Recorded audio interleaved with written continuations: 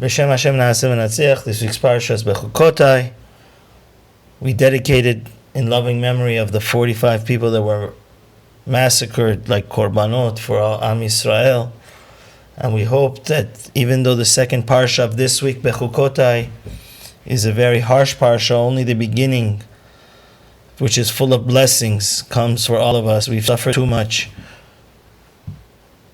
The Torah says in Bechukoti, chapter 26, Pasuk 9, and then we're going to go also, this idea is mentioned in Pasuk 13, that God is going to look towards us and increase our number. Paniti alechem v'ifreti etchem v'irbeti etchem. He's going to make us, multiply us. V'akimoti et berechti etchem. He's going to keep His promise with us. So Rashi says, what does it mean, v'hirbeti etchem? I'm going to make you numerous. Bekomah zekufa.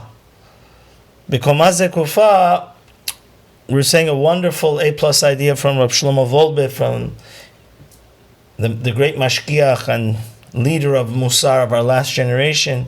Rashi says that I'm going to keep you erect and upright, give you prestige. But what exactly does this mean? It's ambiguous, Rav Wolbe Zatzal says, because we know there's a halach in Shulchan Aruch, right at the beginning, it says a person should not walk erect and like a balgaiva, an egotistic, self-centered maniac that keeps his chin up high in the air and is full of vanity and ego and narcissism. So how could this be a blessing? A Jew always is supposed to be humble and look down. So he brings that the greatest of all blessings is to know that you are great. You can be unlimited potential. We can only limit our growth, especially our spiritual growth, of how close we could become to Hashem by our own silliness of thought and thinking we can't.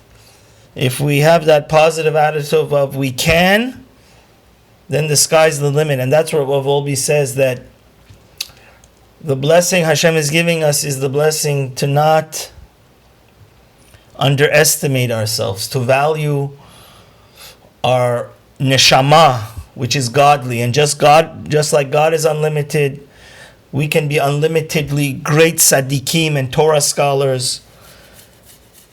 He says, if you think small, you'll be small. But if you think that you could be great, a great tzaddik like Abraham, Yitzchak, Yaakov, Moshe, Yosef, Aaron, this is all the days of Shavuot. Every day of the Omer, we're saying we are inculcating in ourselves. Like tonight is the night of Hod Shebiyesod. We can inculcate that energy of Aharon and Yosef into our personality and characteristics and our being.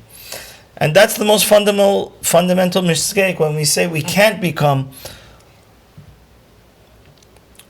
righteous and holy and godly. And Rav Wolbe brings that the person that was the embodiment of this theory and this reality, rather, was the Alter of Slobodka, Rab Natan Tzvi Finkel, which he always would say to his students that you are unlimited, man's potential is unlimited, and especially if we would not have sinned, the Adam and Eve, man was such a godly being that even the angels would serve him, and he was the creme de la creme, the whole reason for creation.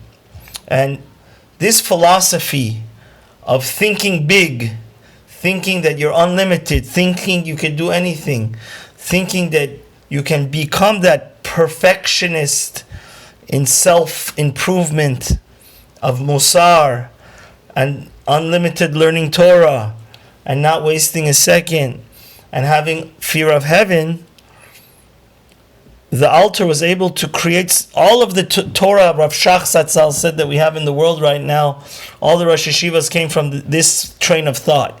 This train of thought creates greatness.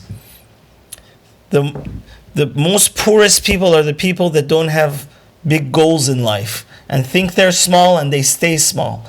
Rav Wolbe says over here, for example, Rav Aaron Kotler, Rav Hutner. Rav Aaron was the Rosh Yeshiva of Lakewood. Rav Hutner, Chaim Berlin, he was my Rosh Yeshiva's Rebbe. Rav Weinberg, Rav Yechetzkel Starner, Yeshivas Chevron, Rav Meir Chadash, Rav Avram Guzinski, Rav Yaakov Kamenetsky, Maran Rosh Yeshiva, Rav Ruderman that founded Ner Yisrael, Rav David Leibowitz, which founded the Chavetz Chaim Yeshivas.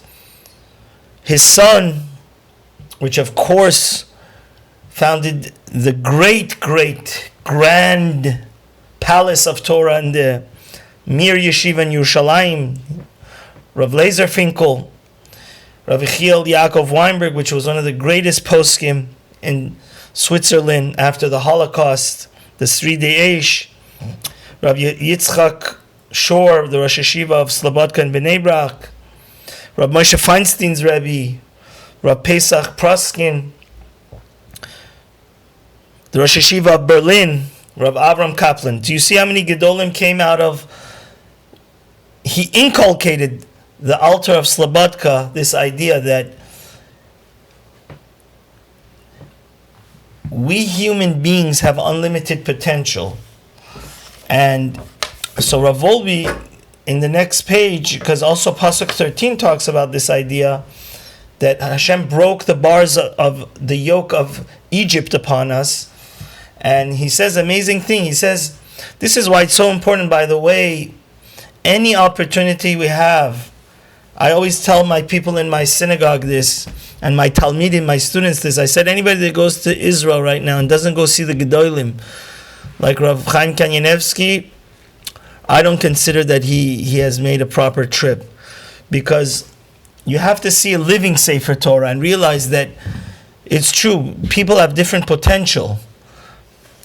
But we only tap into a minute amount of our potential. So Rav Wolbe says that one Shabbat, he had the great zechut to go visit Rav Chaim Brisk's greatest Talmud, which was Rav Baruch Ber Leibowitz, and he spent a Shabbat there. So who greeted him? Rav Mordechai Schwab, which he himself became a great Rosh Yeshiva in Monsey. And Rav Schwab said, you should know that in our yeshiva in Kamenetz, you have to know somebody that's a Balkari had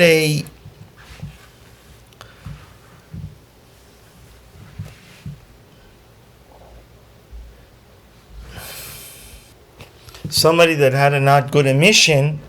You know, everybody goes and shakes and says shalom to the Rosh Yeshiva on Friday night. But he says it's known in our yeshiva, since our Rosh Yeshiva has Ruach HaKodesh, that if you had that emission, you wouldn't go near him because he doesn't appreciate it. And this was like a simple thing. He says, pictures don't show us how great the Gedolim is. Their aura, he says, Rav Wolbe, the piercing blue eyes of Rav Baruch Ber, and also Rav Aaron Kotler Zatzal. It's an angelic being that a picture doesn't do it justice. And he says there's another amazing story with Rav Baruch Ber, that he says once there was a Catholic priest in the city, and he, in front of his church, always used to have dozens upon dozens of crosses. One day they see all the crosses are removed. So they went and asked him, priest, what happened? He said, some holy person came to me in a dream and said, if I don't remove these crosses, I'm going to die.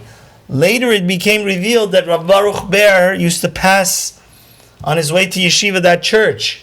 And it was very clear that